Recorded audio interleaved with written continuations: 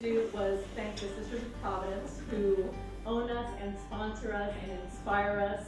And in my personal gratitude and benefit, Sister Kathleen and Sister Elizabeth who mentor me. I need a lot of coaching, and so I'm very grateful for that support. I'd also like to just talk about all the hands and hearts that are in this room. Lorraine Salvas is one of our volunteers who, for I don't know how many years, has been faithfully cleaning our chapel and years I've been at the town. and cleaning us in the carriage house and just helping us extend our hospitality to guests. And over here we have Kathleen Dugan, who started out being a volunteer as answering the phones on weekdays and has shifted very much now to welcoming guests and registering people on the weekends. And we'll talk about focusing in a minute, but thank you for your hands and hearts. And here we have Faith Sullivan, who is on our board and has, how many years have you been leading the Wine Taste fundraiser? Oh my gosh, I don't know. A couple, several. Quite a number. Quite a number. Yeah. We'll run it off with that. And so we totally appreciate your dedication and the spirit in which you encourage people to steward to Genesis, and for us at Genesis to then steward that back out into the community. Sister Julie also is one of our greeters and hospitality welcomers, and also on the board, giving us the guidance. Over here we have Barbara Zagrowski, who is our Monday volunteer, and there's a long list here, so Barbara, help me out if I forget things, but the gift area that we have of homemade gifts on the end near the guest wing, Barb takes care of all that documentation and tracking, which is a huge, huge service to us. And then the community gardens every summer when we have neighbors rent the space and farm little plots for their households. Barb also coordinates and tracks all of that. And you also do reading and registering at times. And you've been known to carry dishes back and forth from various events. Evelyn is our Wednesday volunteer. Tuesday volunteer, that's right, because we're always in our meeting when you come in. And Evelyn does a great service of typing up the coming week's arrivals and departures in groups so that all the staff, but also our sabbatical guests, can have a sense of what our traffic's going to be like and our flow. And you also help with making sure all of our first aid kits were well marked, labeled, stocked, and compiling just some, for those of us who aren't nurses, because not everybody is a nurse at Genesis, but just in general, like things to do and not to do if somebody has a burn or a this or that. So keeping us all safe and healthy. Pat Bettinger is on staff here, our new program coordinator, coming up on a year in February. We'll have an anniversary. Kathleen Kitka has been working with Sister Elizabeth, loving our trees, getting to know our trees better and the spirits and souls of our trees, and we'll be talking about the Arboretum in a minute. But you've been engaged in that process for a few years. At least two. Going on. Yes. So it's very exciting to be able to take this long-standing eco-spiritual and tree love tradition at Genesis and be taking it into the next step. So we'll talk about that in a minute. We have Mary Haberstroh, who loves each and every of the vegetables in our garden. And I think you all probably read about that in our most recent catalog, so that's a faithful service that we appreciate. Anne McGarren, long time, well, first staff person and then volunteer. You work on the program committee, you welcome a number of our retreat guests. You gracefully navigate page turning during our mass. Yeah, and That was his fault. I have to say that publicly. So sweet. Everybody would applaud to her sweetness. Oh dear. And I also know that for each of you in the room who I didn't specifically call out, there are many ways that you contribute to Genesis being well known in the community and bringing people to us so that we can attend to their souls and spirits.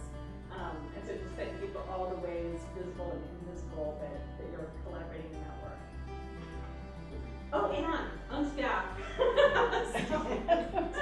Anne is most known for being mother of Gracie. It's all of us. But you've been stewarding the sabbatical program, long time on the program committee, certainly retreat leader, and tending to the needs of all of our guests, and I love that each individual matters to you. And so we have groups come in, and we have groups go, and sometimes there are multiple groups, and they're groups of individuals, and you keep us faithful to that. So thank you for that, ma'am. And then of course we have Sister Elizabeth. You've already said that. So saving the best for last, of course. In the next year, we've got 2 initiatives that are building and coming to fruition. One is biospiritual focusing, which is a process of accompaniment and spiritual direction that is used here. And the other is an arboretum with the grounds. So Elizabeth's going to talk about that, and then Kathy and Kathy Anderson also are part of our biospiritual focusing group. And maybe you'll pipe in, and Kathleen, if you want to pipe in about the arboretum, we'll just let all that love come forth. Yeah. The other thing is, it's hard to remember everything when you're trying to include it. And so one of the important pieces is our sabbatical. And I'm going to go down here. Oh, you want me here? Go wherever you want. I can move around.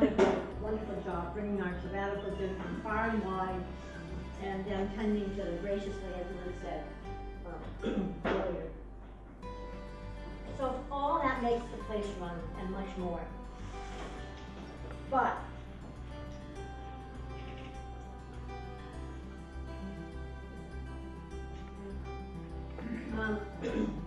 in the beginning was Genesis. Remember that book? Are we going back that far?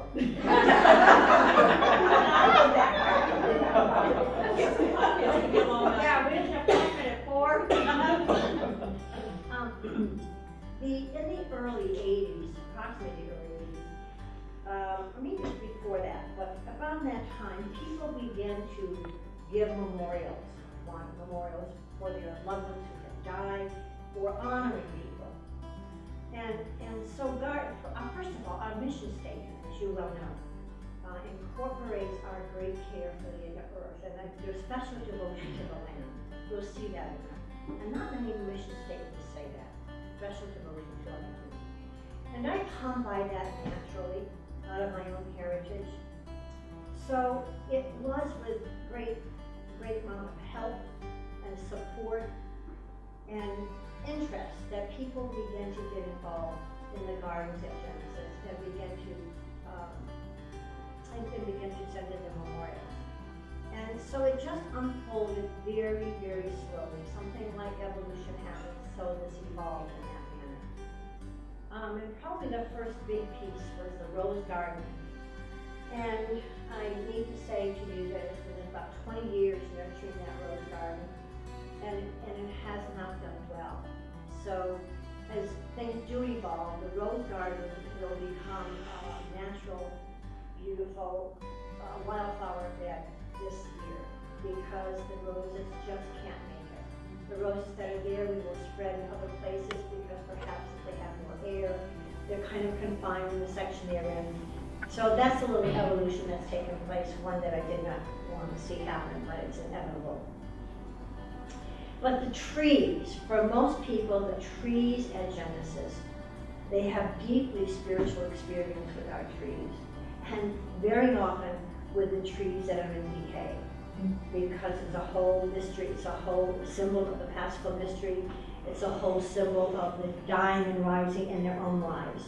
So sisters write poems about the trees, and it's very touching to see them spend a great deal of time.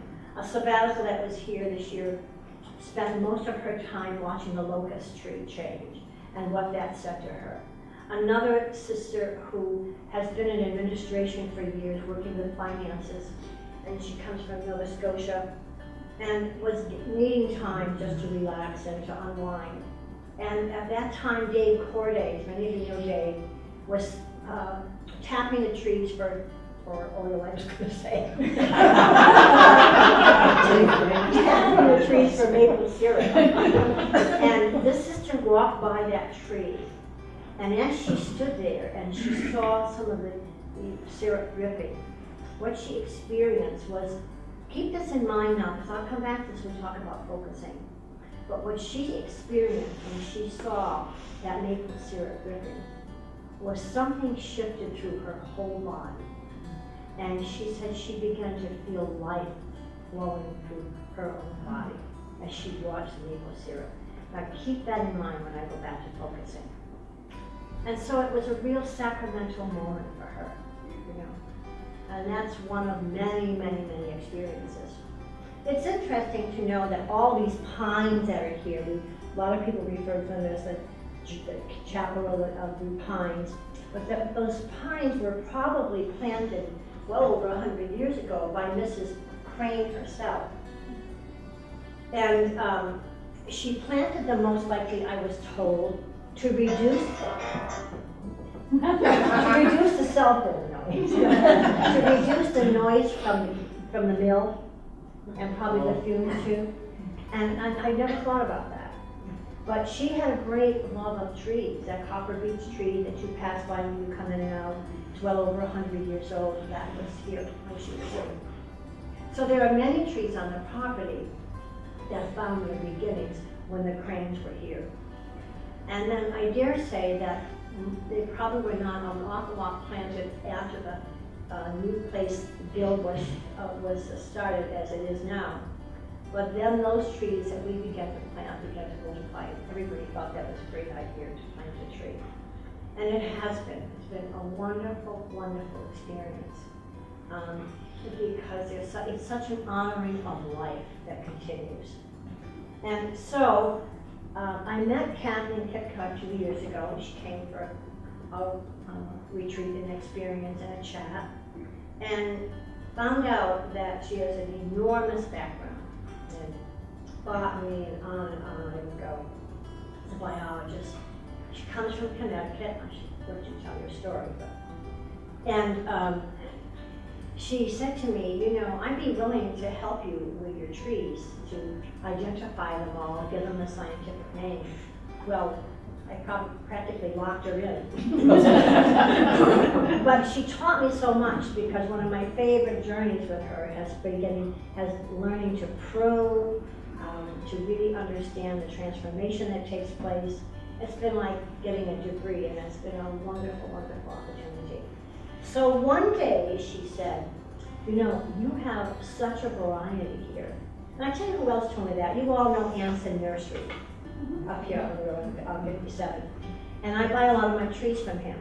And one day when he came, Warren came, and he's, you know, real quick went about her ring, he said, sister, you know, you've got an arboretum here. Do you know that? And I said, I never thought of that. And then I heard it again from Kathleen, that, you know, you really would be qualified to become an arboretum.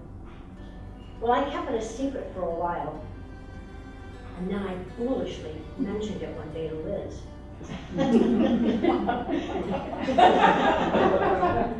Well, she said, "Ooh, we could do that," and the rest is history here. But it's an ongoing, very deeply involved situation, and very time-consuming. We have put together on Excel. Kathleen has put together on Excel. We have listed over 500 different species, almost 600 different species, right? Of our trees, our bushes, our wildlife, our flowers. And that's huge. Don't you think that's quite a bit? Wow. Yeah, it is 600, and probably a little more now since we did it. And so we have made the first steps. Liz did some homework on arboretums and made the first contact. And we formed a committee that's going to meet next Saturday, if there isn't any snow, February 7th. People who have deep interest and deep backgrounds around forestry and trees. Mary Haverstraub's one of those people because she's so close to the earth also, and has a great sensitivity to our gardens, flower gardens as well as vegetable gardens. So just to give you an idea, we had to register with the Norton Registry of Arboretum. And we had to have an arboretum plan, and then you have to have an organizational group, And then you have to have your collection, which we more than have. You have to have at least 25 different species. Well, we have over 100, so we're fine that way.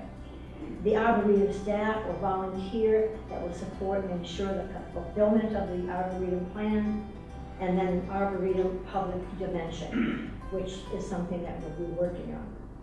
So it's very exciting, don't you think?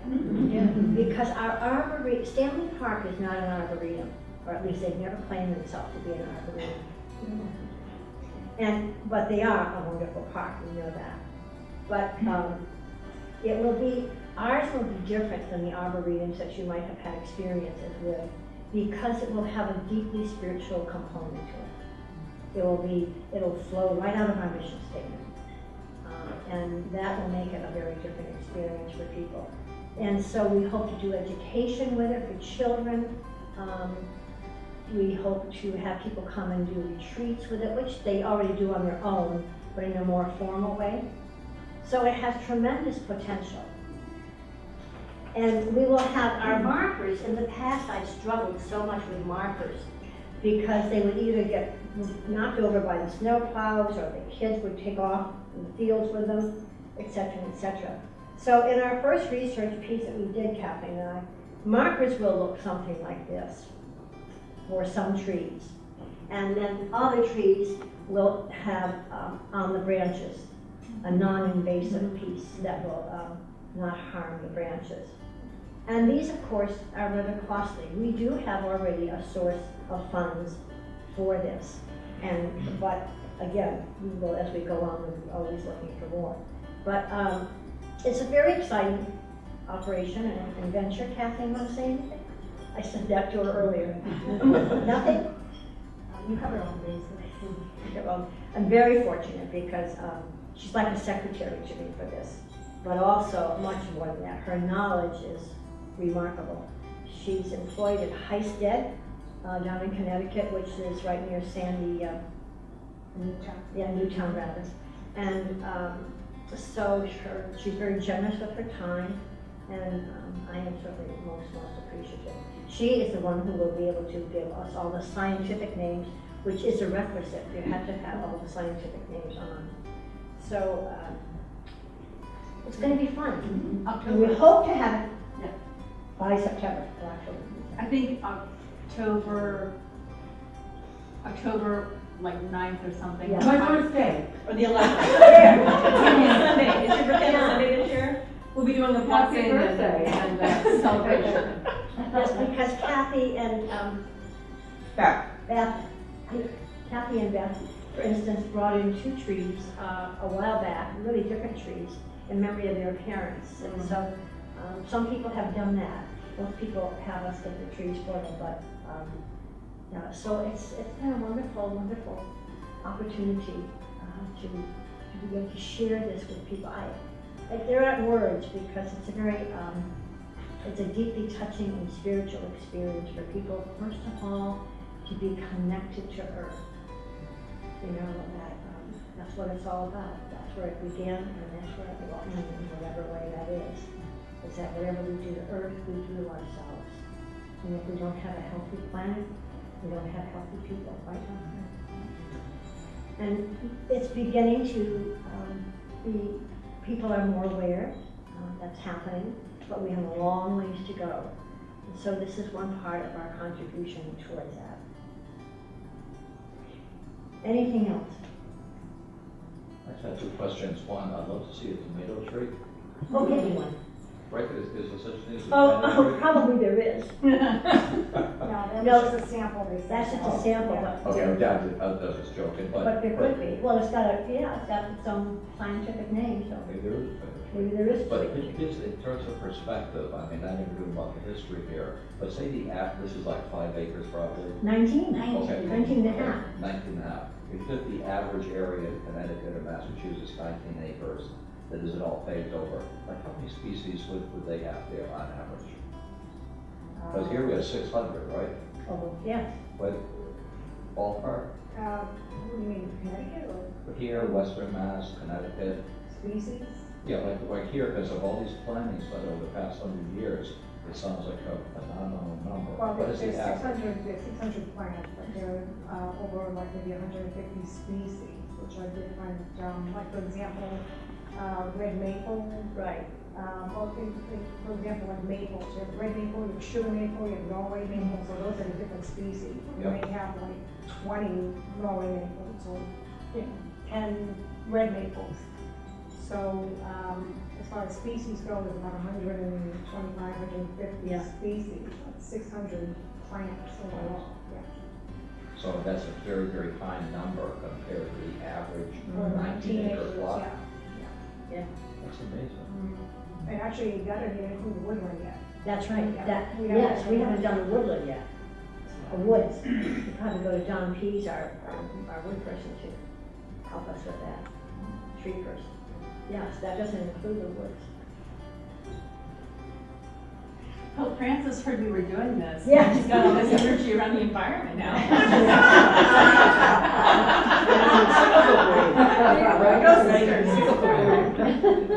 So what else? You know, I just say it to you that I get talking about this and I realize I'm 82 and what am I doing this for? I get such energy from this, you know, you never give up. I just say that to you as maybe a senior in this room. Is that, you know, you find something that gives you life and you have a zest for it, you know, you never want to stop. You never want to stop, like you can. So is that enough? Kathy is shaking her head yes. I almost have it. It's called plantation, actually. They have their own little island, the poplars do, you know. So, okay, now focusing. I said to you, remember the story about the sister tree. Focusing is a process, and it's very hard to condense that here. But focusing is a process that Sister Ruth and I learned many, many years, and Anne followed suit. Back in the late 70s, early 80s, Ruth met Father Ed McMahon and Pete Campbell through another priest, who were very involved in something called biospirituality, which had a spin-off from Dr. Eugene Gelman, who was a psychiatrist, psychologist, actually very active in his profession. And they found a spirituality within this process that was so in sync with our life as Christians, and especially with the Testament. And so Ruth and I studied with Ed and Pete for many, many years.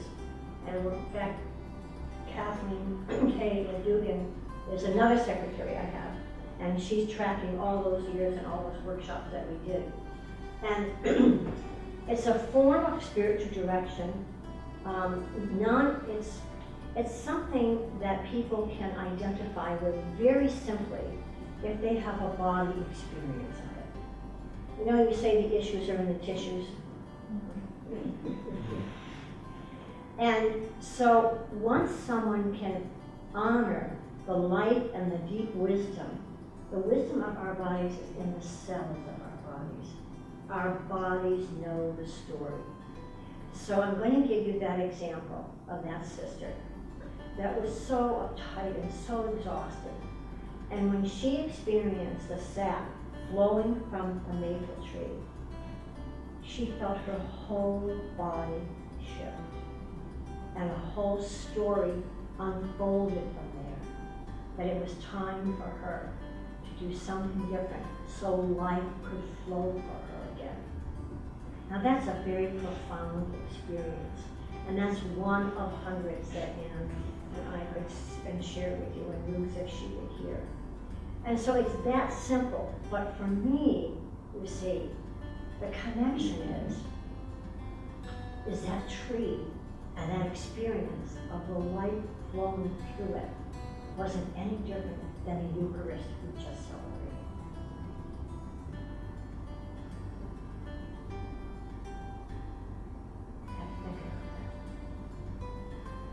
And so that's available to people right here in their own bodies. That we are part of something much bigger. We call it the mystical body, but we also call it the reality of our place in the universe.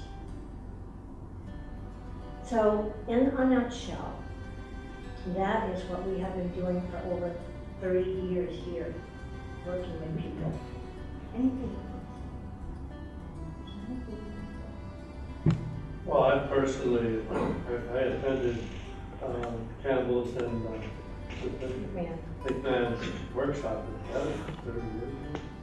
And initially got interested in focusing, I came back to focusing with Liz the last few months. And very, very powerful experience of, and healing, Well, the body, I guess the point is the body lodges all our experiences, registers all our experiences, and holds those experiences within. And focusing is a way of getting back in touch and almost unearthing those feelings again. And in so doing, healing, especially those experiences that were hurtful or abusive in our life. It's a very fascinating process. It's similar in a way to art therapy. So, Where you do artwork and you do it spontaneously, and all of a sudden you realize that what you're doing on a piece of paper, sketching, is something that's surfacing from within you that you certainly had forgotten, but it's telling you, hey, you gotta check that out again. You gotta go back to it again. Sister Elizabeth? so that's leading us into, Can we have Sister Ann tell the Yeah. story about the woman Yeah. in the bathroom? yeah. Would you come up here and tell That's us? a good story, that's a very good story. And then Kathy and. Sorry to put you on the spot. Okay. This happened, a few years ago, and actually it was before Liz came, I think it was a couple of years before that. And, this woman came to our front door at Genesis and, asked if she could use the bathroom. And so the staff, I was not there at the time, I was in another area of the building. So the staff said, yes, she could use the bathroom. So they showed her where it was, right off the foyer, right off opposite the front door. And the woman went in and did not come out, and did not come out, and did not come out. So she was there for about 20 minutes, maybe 25 minutes, and the girls in the office began to get very nervous. She was obviously, when they realized after they were talking about it, that she appeared to be a homeless person. So they finally got in touch with me, and I went over, they said, what are we gonna do? I said, well, I'll be right over. So I came over to the bathroom door, and I knocked on it, and I tried it first, and I knew it was locked. So I just knocked on it and asked if I could help her. I said, is there something that you need? And I threw a lot of little sentences with her. And she really wasn't responding to me.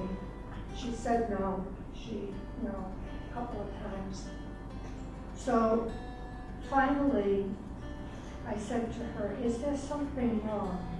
She said, no, I'm looking for something. So I sat down on the floor. I said, can you open the door for me? She said no. So I sat down on the floor outside the bathroom, and I just kept this conversation going with her, which was not really making a lot of sense, but we were at least, I was afraid she might be hurting herself. So eventually, she unlocked the door, and she said I could come in. And this woman was sitting on the bathroom floor, and when she came in, she had a huge pocketbook with her. I mean, it was huge. And she had taken everything out of that pocketbook, she had dumped it on the floor. So when I went in, I sat down on the floor with her, and she started telling me what each piece in that pocketbook was.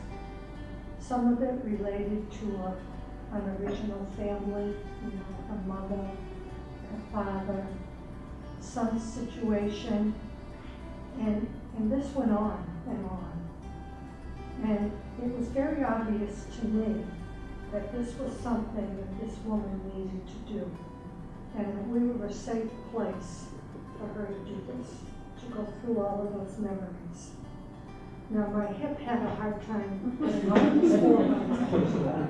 And in the end, she had a belt. And she said, "This is my belt, and it doesn't fit me." So I said, "Well, why don't you stand up and we'll see if we can do something about that." So I took her belt and I had, I think Nick was around or something, and I had somebody make holes in her belt. So I got the belt on her, got her all set, and she put everything back in the pocketbook, and she thanked me, and she went out the front door to her bicycle, which was way out towards the street in one of the bushes, because I watched her when she left here. Now when you talk about focusing, I really feel that my presence to her, I could have said, "Look, you've got to come out of the bathroom. You can't stay in there." But I went to another place myself with her. And it's a memory that I will always keep because it meant so much to me to be able to do that for this homeless person. I think, Ann, what you said, what you realized was that everything that she took out of the bag and put down had something of a reminder of a part of her life. And she had to clear her space of that so that she could move, by taking them out so she could move on. And she left here in Lions Days. But she could only do that, and it's pointless, she could only do that because she felt a caring presence, which is a huge piece of focusing. Caring presence and a support to do that. So where we're going with this is, in case you didn't notice, Ann and I both have gray hair. Luke has a lot of gray hair. And where we're going is that we need people to carry on, the focusing. I mean, we're the only two that are really doing it full time here. And so I'm going to make this brief, but they're going to speak to some of it. We found some wonderful women who have been coming here to Genesis for years, about 8 or 9 of us now, who want to become focusing companions and walk with people. And they have wonderful backgrounds in their own professional lives, so it's a natural for them. So we're finishing our 2nd year of the course, if you will. Now, we also do that. We're fortunate to have Ed McMahon, Pete Campbell rather. Ed died just a year ago, but Peter comes with us on Skype. And so we get wonderful input from him, sessions with him, and it's just very exciting time. And we'll finish up the book and our classes by the end of the summer and be ready for another group who will come. But let me tell you, we are so blessed by them. Liz is part of it too, and it's a great blessing. So would you two like to speak to it? Sure. Should I go over there? Sure. Yeah. I wasn't really prepared for this, so I'm just making it up as I go along. Glad you dressed up now? Yeah, probably something. Well, I just want to say that, I don't want to say too much, but it's hard not to say a lot because it is such a powerful thing. I don't know how many of you here have ever experienced focusing, but I would highly recommend it to anybody who hasn't tried it. It is such a deep, spiritual, connecting kind of thing. Like Sister Elizabeth was saying, something about the mystical body. When I'm doing focusing, I experience being part of that. I mean, I physically in my body feel that I am a part of something much larger. And it's just, it feels like a miracle or something to feel it. You know, it's just so amazing. And it's a very, very intimate kind of thing that you're doing with the person who's leading you, although they're saying very little. And in many cases, you're saying very little. It's just something rises up inside you, and you experience the surprise of God. It's like something shifts inside, and it's just like, whoa, I didn't expect that. Every time that it happens, I feel like I didn't see that coming, you know, and so it's like, partly it's that every time I experience being part of something much larger, and partly it's like a personal psychological growth thing that's happening as well, where some issue of mine sort of rises up and then gets transformed in the space of maybe 20 minutes, a half hour, and then I'm carrying that, whatever that thing was, a whole lot lighter forevermore. It's just, I can't say enough about it. I would so highly recommend it to everyone to give it a try. What's your profession? I'm a therapist. I'm a psychotherapist. So it's a natural fit. Yeah. Yes, it is. And I also am a somatic experiencing practitioner, which is really acknowledging the body-mind connection, and spiritual, but more body-mind, just purely psychological, where we say, how does that feel in your body? And you're addressing the fact that all these issues are held in your cells, literally. And so it's a very natural fit for me. What Kathy mentioned, again, so important is that you don't think the solution. You don't think it up. You don't rationalize, this is what I could do to make this better. You sit with it and allow it to have its voice spoken through your body. And so when that happens, and she speaks about this shift that takes place in your body, it's sheer gift. You don't orchestrate it. You don't think it up, huh, Bo? You don't think it up. It comes as gift, and that is grace. So once again, we enter into the real sacrament of it all. Okay. Kay's our focusing secretary. Just one, actually. Well, you and Kathy said it so well, I don't know how much I can add to it. I think for me, the gift has been the compassionate listening that's part of being the companion. Kathy so described what it feels like to be the recipient of the focusing process, and I agree with everything that Kathy said. It's you can only explain it as spirit, as gift, and the surprise. I mean, you never know what's going to end up happening. But the other side of that is the gift for the person who's also companioning. That is, it's humbling, it's spiritual, it's a way to make meaning of the person's experience for them, but it's also a way for you to make meaning for yourself in a lot of ways. And the difference between that and psychotherapy or any of the helping professions, for me anyway, is that you are simply companioning. You're not taking care of them. You're not doing for them. You are simply accompanying. And that in itself is gift. So, yeah. You bring up a really good point, is that the person who's doing the companioning, you may not say 3 words. Most important is the presence. So somebody comes in, how are you today? You want to check inside what's going on. Oh yeah, there's this. Well, is it okay for me to sit with this? Just check inside your body. Is that okay? Yeah, it is. It's okay. Bobby says it's a good idea. I can feel a knot here. Can you stay with that knot? Yeah, it's okay to do that. Well, then they may go on and that knot may untie and I don't have to know anything what's inside that knot. I will tell you one experience more and then we'll stop. I was with someone at the time.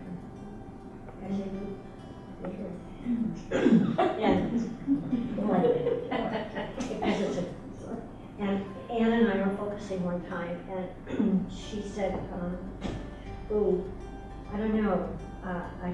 I'm near this big black hole." And I said, "Well, and she said, I don't want to go in there." And you always respect that. So I said, "Well, is it okay just to sit next to the big black hole?" She said, "Okay." So I back off, literally, and she sits next to the big black hole. And pretty soon, in a few minutes, maybe 5-10 minutes, this huge smile came on her face. So I said, "And do you want to say what's happening?" And she said, "Yeah." She said, "A clown came out of the big black hole with balloons." And she said, "I realized I need to be late about this." So any one of us can tell us the story.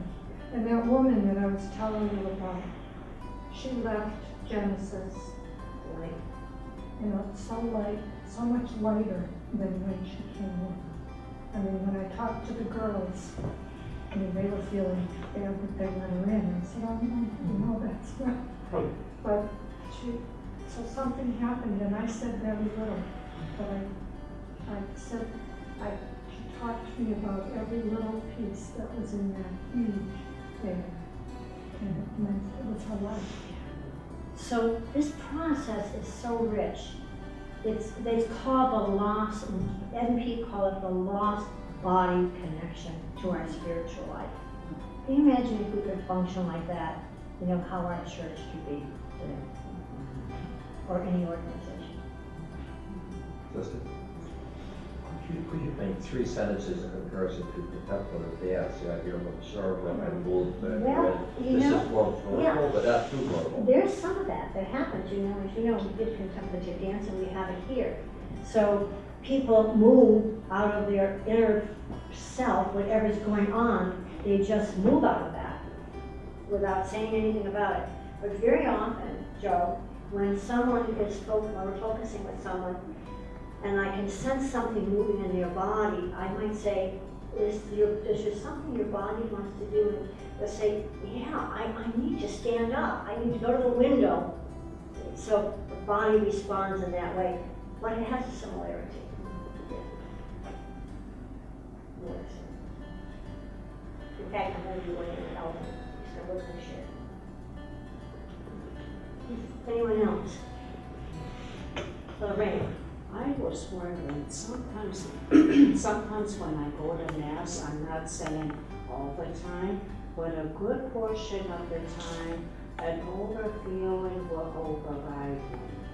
It may be the scripture reading or a song, and I let that flow right through me with my eyes closed, and I just take it all in. Is that something like focusing? Sure it is, because what happens to you when you take that music in? What happens?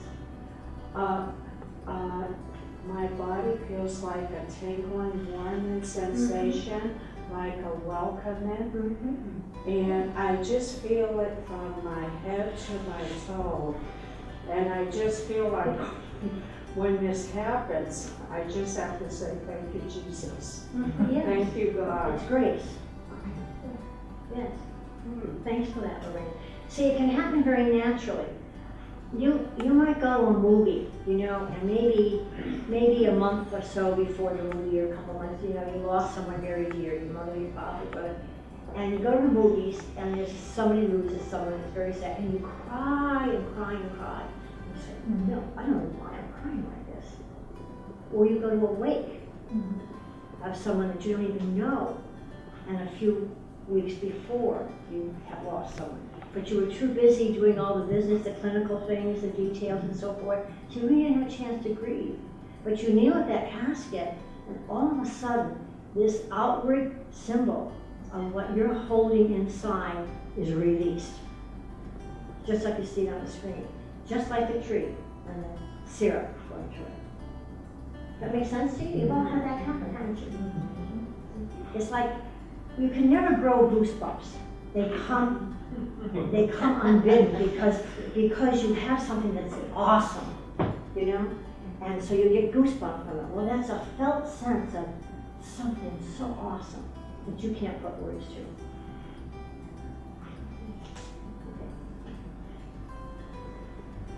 So that's where we're headed. That's it. So, just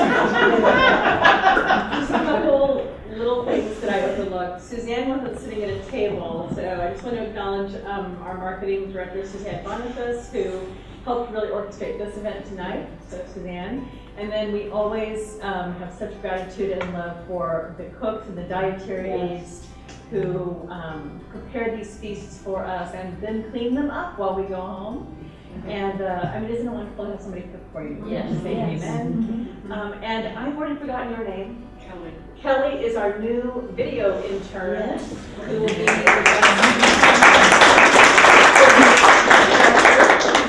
one of Suzanne's students. Is she one of your students actually at Westfield State, or just? She hasn't been one of my students yet. Okay. I don't think she is going to be because she's graduating in May, so she won't be. Well, we're very grateful for your labor, and it'll be exciting to see it on the website. So, I want to just bookend this evening by saying, you know, we started with the Great Thanksgiving, and all of you are part of making this happen, and I am so grateful, and we are all so grateful, and I hope that you're having heard just a little bit of what Mischief we're up to feels good in your bodies, and you have a felt experience of that.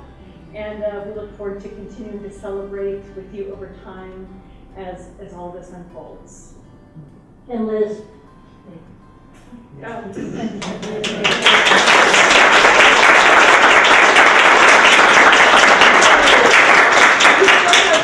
And there's still cookies left, and feel free to hang out and have a good time, because once you go home, you might not be able to get out for a few days. Oh. So don't take all the food, because I'll be the one left. Have a good night, everybody.